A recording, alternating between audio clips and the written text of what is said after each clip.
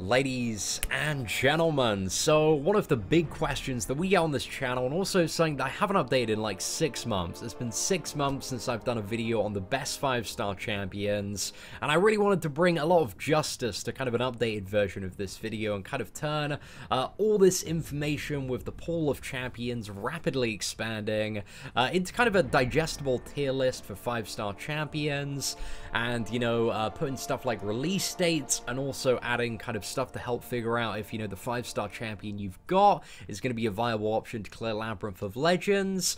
And I've given my best kind of first attempt at that now.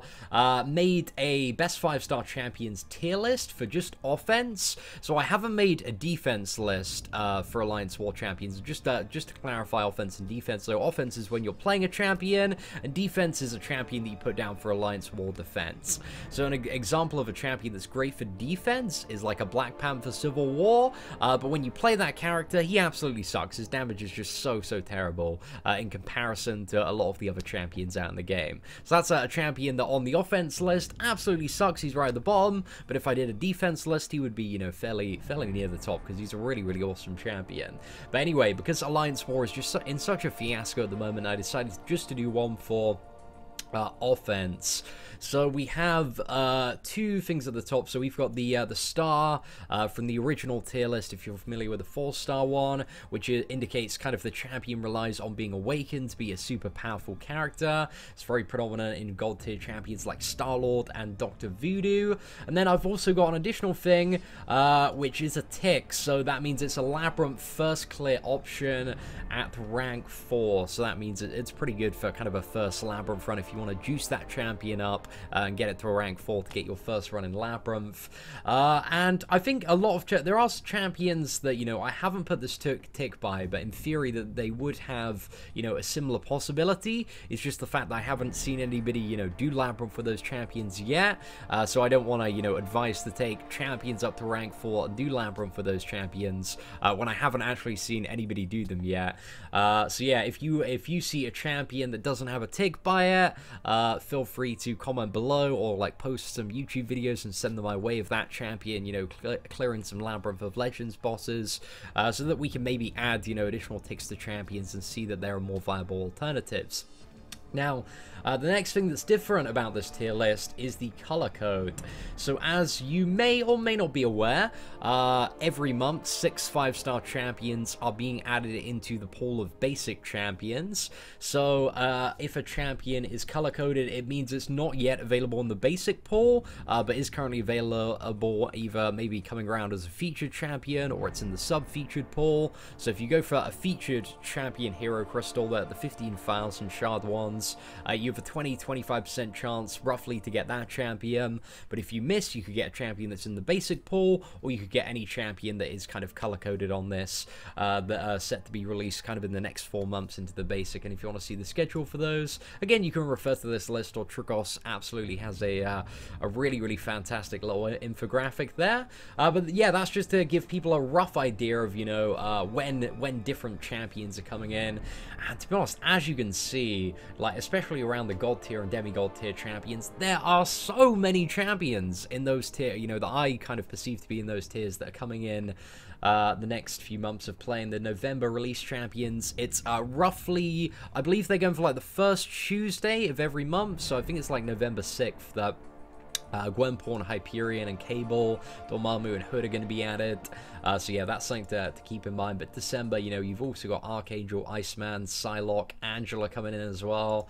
So for the majority of people, you know, as we've been saying since the summer, December is a rather fantastic time to open those champions. But, you know, this month's champions as well have been pretty insane, and there's a really good batch of champions. You know, if you want to hold till February as well, you have Blade, you've got Medusa, you got Dr. Octopus, Morningstar, Mephisto. So like 5 out of the 6 of those you know, demigod tier or above. So a lot of value coming in February as well. And then January is just a little bit, it's okay, it ain't too bad, but there's a bit of ass coming in January as well. But anyway, just to go through, you know, what I perceive to be some of the The best 5-star champions right now. Star-Lord, when awakened. Dr. Voodoo, when awakened. Star-Lord, fantastic option for Labyrinth when awakened. Also just a great option for 100% as well.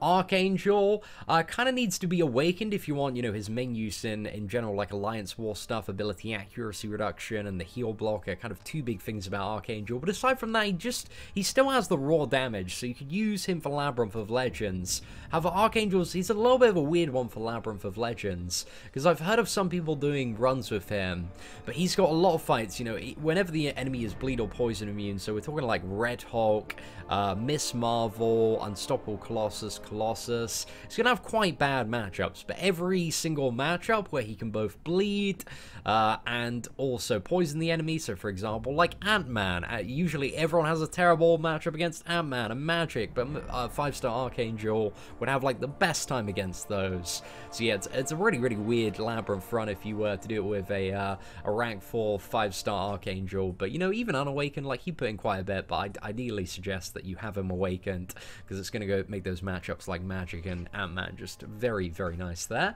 Then also you got Gwenpool and Hyperion, two great characters unawakened, viable options for Labyrinth as well. Coming in this month to the basic, starting out Spider-Man, who's going to be coming to the basic in January. You have Iceman, who I haven't put down as a Labyrinth clearer. I think it'd be possible to clear Labyrinth with Iceman. Might be a little bit long though, but I haven't heard of anybody doing any bosses outside of Abomination and Guillotine with Iceman. But I don't know, he might make it. He might get the tick eventually. And then we have Blade, who has a variety of good and bad matchups depending on the synergies. Very good for Labyrinth there, and just a great champion overall, but you do want him ideally awakened for that regeneration. Then some of the Demigod tier champions, we have Wolverine X-23, arguably one of the best champions at the moment to get from the basic Crystal unawakened, just such a fantastic character. You also have Rogue as well, just some special 2 spam if you wanted to have for a first clear Labyrinth option. Then we also have Storm, really great champion awakened, a lot of damage output there. I remember a lot of the first ever Labyrinth clears for people that didn't have Star-Lord were done by a Storm, so yeah, she's a pretty hard-hitting champion.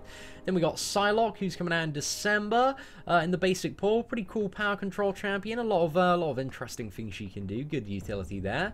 Then we got Cable as well, a bundling utility, a little bit of regeneration. He's set for, what is it, released this month into the basic pool, so that's going to be pretty cool. Got a 5-star Awakened Cable. I don't play him too much, but I like Cable, you know, he's a character that's really grown on me. Then Crossbones, the ability accuracy reduction. I'd be interested to see if a rank 4 Crossbones would be a good option for Labyrinth of Legends. That would fascinate me a little bit. Elektra, I've seen some really, really cool Red Hulk stuff versus Elektra, especially because the health pools are so big in Labyrinth of Legends. Elektra, if you have her awakened, her assassination ability is the last 25%, and that makes all of your hits crit and gives you a huge amount of increased damage there. And as well as having the ability accuracy reduction to make fights like, what is it, Magic a little bit less messy. So yeah, Elektra seems like a pretty good option to rank for and for first Labyrinth clear. They also got Ghost Rider, Prestige MVP. He's currently number 3 in Prestige as a 5-star. Blade's number 2, and actually Phoenix is number 1. So that's something to keep in mind. I totally forgot to keep Prestige off this list, but yeah, just don't worry about Prestige too much unless you're really, really into the end game, in which case you can just Google 5-star Prestige list and get all the information there. Then we got the Guillotine, pretty hard-hitting champion, heal reversal, a little bit of lifesteal when awakened. You got your boy Dormammu, just great power control, double immunities champion. You got your Magic, ultimate power, lock, MVP. Also, you know, if you can play really, really well and do that kind of corner strategy and get very good at those standing up intercepts, you can do Labyrinth of Legends. Seen quite a few people do Labyrinth with their rank 4 magics, actually. It takes quite a while, but there are some good matchups like Old Man Logan there, so in Venom where you can utilize all the buffs to your advantage. Also Civil Warrior as well. Also got Medusa, amazing hard-hitting option for Labyrinth of Legends. especially just spamming those special frees. Angela, great Labyrinth option. Drax, great Labyrinth option as well. You also have Ultron, just double immunities character, very good for like Alliance Quest, and a little bit of regen if you need that. Dr. Octopus, one of my favorite characters, that power lock and also heal block and just general like pretty decent damage, really awesome character. You got Hulk. Hulk, if you can intercept very well, you know, got the huge advantage in Labyrinth of Legends of every time you res up, you're going to be on like 40% health, so massive damage boost off that. Rank 4 hits like an absolute truck, so would be pretty decent for Lab. You got Yellow Jacket as well. Seen a few runs with Yellow Jacket as a 5-star rank 4. Seem to work fairly well. Then we've and doesn't need to be awakened as well because you don't really need the stun in Labyrinth. Also got your boy Hawkeye there. Got the power drain. Just fantastic power control champion to play overall with some fairly decent damage there. I think I saw somebody get a Maestro kill with Hawkeye. So yeah, don't know if I should add him to that tick list, but he seems like an alright option. I guess there are different ways you can play Hawkeye, but I'd be interested to get a little bit more perspective on that champion. Then also in Demigod we have Morningstar and Mephisto, two champions I love. Morningstar, amazing like map 6 MVP for that character, and Mephisto, just a really nice utility champion as well to have. Neither of them overly rely on being awakened, which is pretty awesome stuff, you know, when you actually want to play the character.